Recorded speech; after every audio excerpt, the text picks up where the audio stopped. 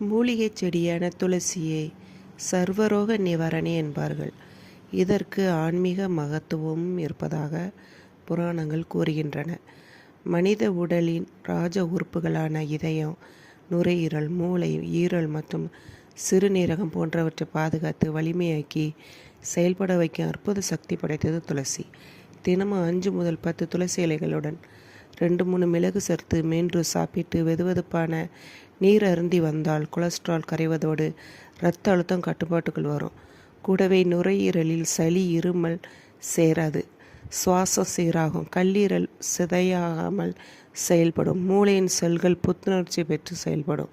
துளசியை பொதுவாக நான் அருந்தும் டீயில் சேர்த்து சாப்பிடலாம். இல்லை என்றால் காஃபி, டீயை தவிர்த்து துளசி தேநீர் தயாரித்து பருகலாம்.